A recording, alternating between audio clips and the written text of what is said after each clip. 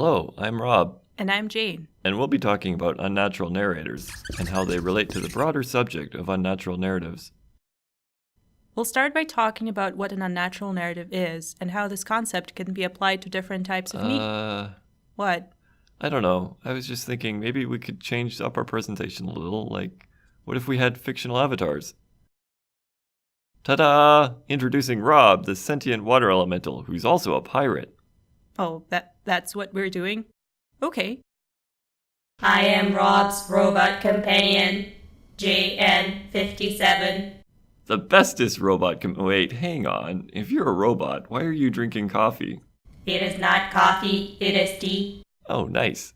Wait, does it help with doing the voice? Actually, that voice is kind of painful to do. Anyway, on to the presentation. So, our video is titled Unnatural Narrators. Let's start with what the word unnatural actually means in this context. The meaning we'll be using has to do with unnatural narratology. In her book, Towards Unnatural Narratology, scholar Monica Fludernik suggests a definition for natural narratives. According to her, natural narratives happen in spontaneous conversational storytelling, basically when we tell each other stories about what happened to us in real life. Naturally, once we have a definition for natural narratives, it's interesting to think about what an unnatural narrative would be like. One definition is suggested by scholar Jan Alber. An unnatural narrative violates physical laws, logical principles, or standard anthropomorphic limitations of knowledge by representing storytelling scenarios, narrators, characters, temporalities, or spaces that could not exist in the actual world. For example, if we compare Daniel Defoe's Robinson Crusoe and Jonathan Swift's Gulliver's Travels, both of them feature the protagonist being stranded on an island. However, Crusoe is realistically surviving somewhere in the Caribbean, which makes it a natural narrative for Alber. Gulliver, on the other hand, is picked up by the flying island of Laputa, which puts him straight into the unnatural territory. Okay, but what about Jane Austen in Northanger Abbey? Like the part where she goes off on a tangent about novels within novels, and chews out other authors for thinking they're so witty for making fun of novels. I mean, the plot and the world all seem natural, but talking directly to the reader doesn't seem natural at all. Ah, yes, I'm glad you mentioned that. Indeed, Albert's definition is a little limiting, so I'm going to bring up another one by scholar Brian Richardson. Richardson argued that there are three different types of narratives. First, realistic narratives that tell stories that could happen in the real world.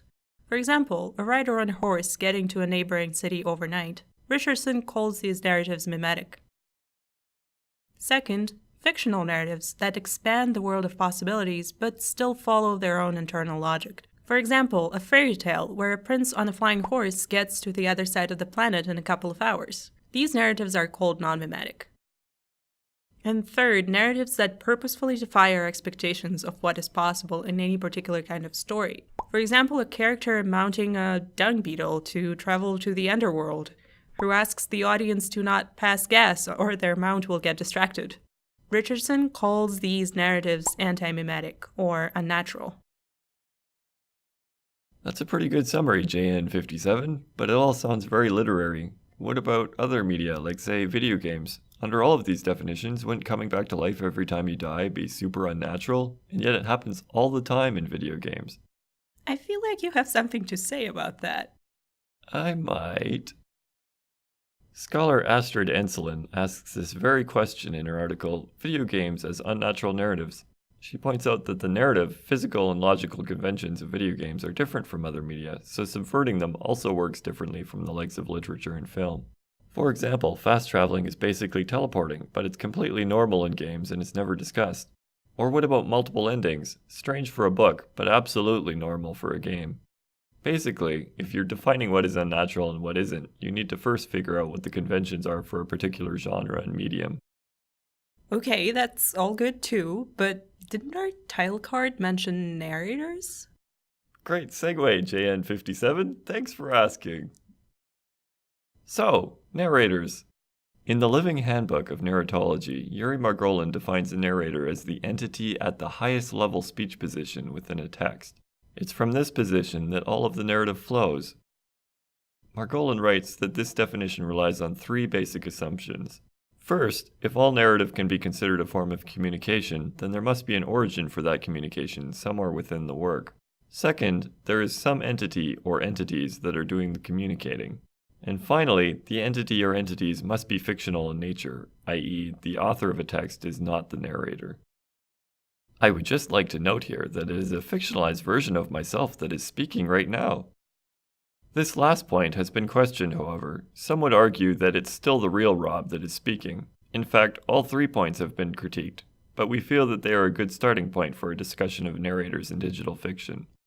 It's also important to remember that Margolin is talking about literature, but Jane and I feel that, at the very least, the first assumption can still be applied to digital fiction. In any game you play, your point of view has been constructed for you. For example, the words that describe your surroundings in a text adventure, or the character, or characters, that you play as in a first-person shooter. Yeah, I was wondering about that. Isn't an actual textual narrator kind of weird in a video game?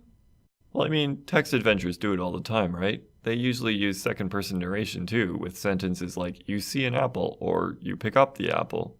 Oh, hey, that's true. But something like that would be very strange in a first-person shooter. It seems that there aren't really any narrators in those at all. That depends. I mean, the Stanley Parable has a very explicit narrator, and it uses him to great effect.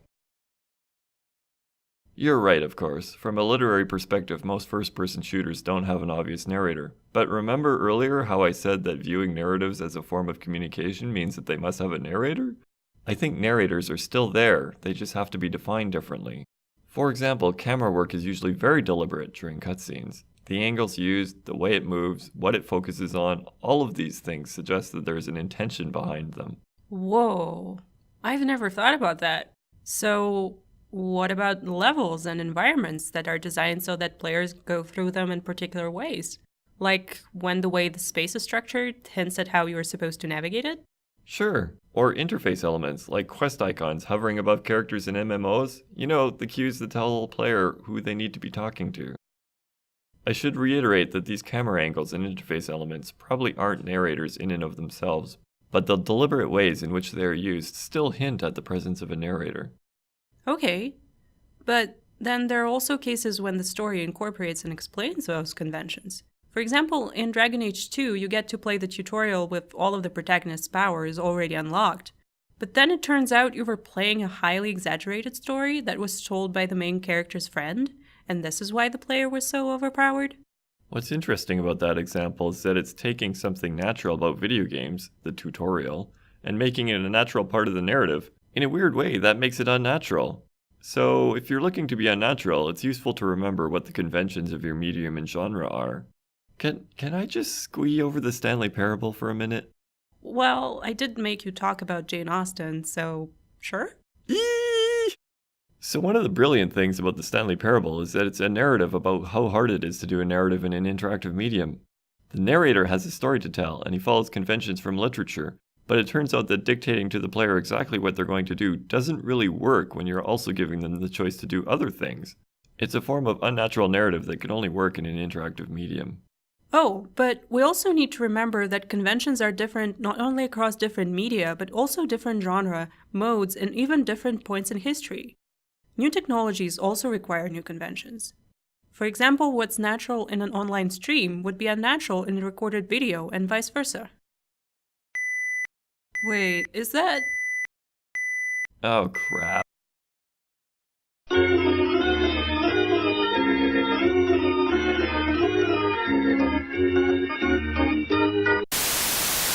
Okay, I think I fixed it. Alright, I'm stopping the music now.